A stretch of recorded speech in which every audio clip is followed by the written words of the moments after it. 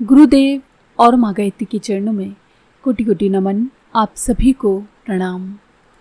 पिछले वीडियो में स्वामी विवेकानंद जी ने अपनी पुस्तक के माध्यम से हमको बताया था कि हम सभी का मन एक ही होता है। जैसे समुद्र में पानी एक ही है लेकिन उसकी लहरें अलग अलग दिखाई देती हैं, उसी तरह से हमारे मन भी होते हैं, अलग अलग दिखाई देते हैं किंतु होते एक ही हैं। इसीलिए एक मन को दूसरे मन की बात जानना एक साइंस की तरह है, ना कि अंधविश्वास। आगे वो बताते हैं कि आकर्षण शक्ति हमारे व्यक्तित्व में होती है। कुछ हमारी बातों में और कुछ हमारे विचारों में आकर्षण शक्ति होती है, लेकिन ज़्यादा महत्व उसमें व्यक्तित्व का होता है। आइए जानते हैं अब उससे आगे। हम लोगों के घरों में भी मुखिया होते हैं, पर सभी मुखिया कुटुंबियों पर प्रभाव डालने में सफल नहीं होते। कुछ सफल होते हैं तो कुछ असफल। ऐसा क्यों? हम लोग अपनी असफलता के लिए दूसरों को दोषी ठहराते हैं।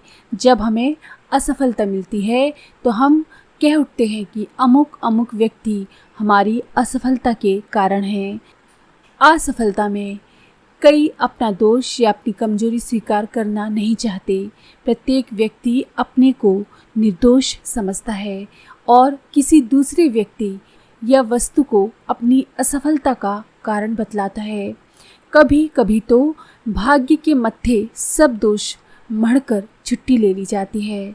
जब कुटुंब के मुखिया अपनी व्यवस्था में असफल हों तो उन्हें स्वयं अपने से ही प्रश्न पूछना चाहिए कि ऐसा क्यों होता है कि कोई तो अपनी व्यवस्था में सफल होता है और कोई नहीं।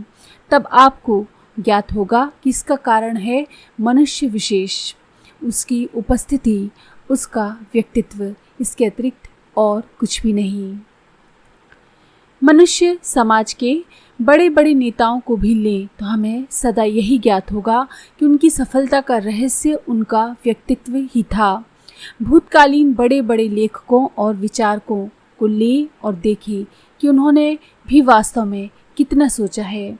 उन सारे प्राचीन लेखों को देखें जिन्हें भूतकालीन मनुष्य समाज के नेताओं ने हमें देकर रखा है। उनकी प्रत्येक वस्तु को सामने रखकर उसका मूल्य आंकें तो हमें पता लगेगा कि इस जगत में नए और मौलिक विचार बहुत ही कम हैं। उनकी पुस्तकों में दिए गए विचारों का अध्ययन करें तो वे लेखक हमारे लिए बहुत महान नहीं ज्ञात होते, पर हम ये भी जानते हैं कि वे अपने युग में महान थे। किस चीज़ ने उन्हें इतना महान बनाया था? उन्हें महान बनाने का श्रेय ना उनके विचारों को है, ना उनके ग्रंथों को है और ना उनके व्याख्यानों को है। वो तो कुछ दूसरी ही वस्तु थी और वो चली गई। वो था उनका व्यक्तित्व। जैसा कि मैंने पहले ही बता दिया है कि दूसरों पर प्रभाव जमाने में मनुष्य का व्यक्तित्व 2/3 और उसकी बुद्धि तथा भाषा केवल 1/3 काम करते हैं। सच्चा मनुष्यत्व या उसका व्यक्तित्व ही वो वस्तु है जो हम पर प्रभाव डालते हैं। हमारे कर्म हमारे व्यक्तित्व के बाह्य आविष्कार मात्र हैं। प्रभावी व्यक्तित्व कर्म के रूप से प्रकट होगा ही। कारण के रहते हुए कार्य का आविर्भाव अवश्यंभावी है। हमारी सभी प्रकार की शिक्षाओं का उद्देश्य तो मनुष्य के इसी व्यक्तित्व का निर्माण होना चाहिए, परंतु इसके विपरीत हम केवल बाहर से पॉलिश करने का ही प्रयत्न करते हैं। यदि भीतर कुछ सार ना हो तो बाहरी रंग चढ़ाने से क्या लाभ? शिक्षा का लक्ष्य अथवा उद्देश्य तो मनुष्य का विकास ही है, पर व्यक्ति जो दूसरों को प्रभावित करता है या यूँ कहें कि जो दूसरों पर जादू कर देता है, शक्ति का भंडार होता है। जब वो तैयार होता है तो जो चाहता है कर डालता है। उसका व्यक्तित्व जहाँ पहुँचता है वहीं कार्य होने लगते हैं। हम जानते हैं कि यद्यपि वास्तविकता यही है, पर कोई भी भौतिक विधि नियम इसकी व्याख्या अथवा मीमांसा नहीं कर सकता। रसायन शास्त्र अथवा भौतिक शास्त्र के ज्ञान से हम इसे कैसे समझ सकते हैं?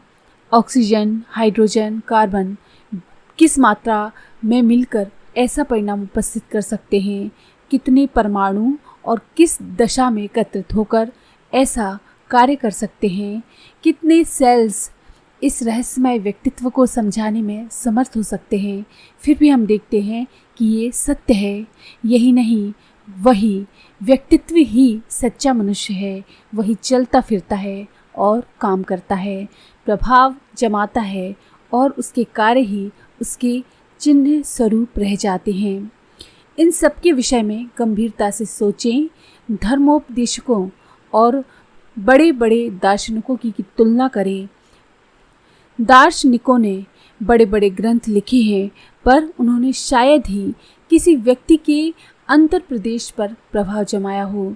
इसके विपरीत धर्मोपदेशकों ने अपने सामने अपने जीवन काल में ही कितने ही देशों को झुका दिया। ये अंतर केवल उसी व्यक्तित्व का है। उस दार्शनिक का व्यक्तित्व निर्बल और उस धर्मोपदेशक का व्यक्तित्व महान है। पहले हम बुद्धि के दर्शन करते हैं और दूसरे में स्वयं जीवन का स्पर्श करते हैं। एक में ये केवल रासायनिक क्रिया है, जहाँ बहुत से रासायनिक पदार्थ एक जगह रख दिए जाते हैं और जो नियमानुसार धीरे धीरे एक दूसरे से मिलकर विशेष परिस्थिति में जल उठते हैं, प्रकाश पैदा करते हैं और कभी कभी असफल भी रह जाते हैं। पर दूसरे में एक प्रकार की ऐसी ज्योति पैदा हो जाती है जिसका प्रकाश शीघ्र फैलकर औरों को प्रकाशित कर देता है। योग का विज्ञान इस बात का दावा करता है कि उसने उन विधियों का पता लगा लिया है जिनसे व्यक्तित्व आकर्षक बनता है और कोई भी व्यक्ति उन नियमों का पालन कर अपने व्यक्तित्व को शक्ति संपन्न बना सकता है।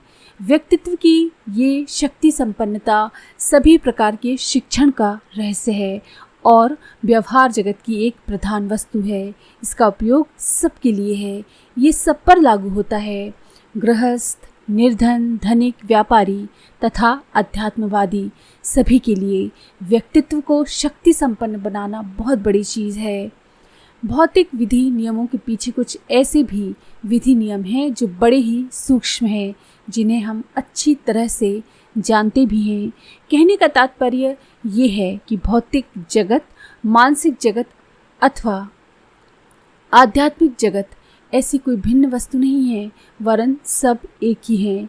इन सब की स्थिति गाव दुमाकार है। स्थूल उससे सूक्ष्मतर और सबसे सूक्ष्मतम। यही सबसे सूक्ष्म आत्मा है और सबसे स्थूल भाग शरीर है। ये अंतर जगत में जैसा वैसा ही बाहर जगत में भी है। हमारे सामने की संपूर्ण सृष्टि स्थूल रूप है। यही स्थूल सूक्ष्मतर और सूक्ष्मतम होकर ईश्वर की संज्ञा प्राप्त कर लेता है। आज के लिए इतना ही।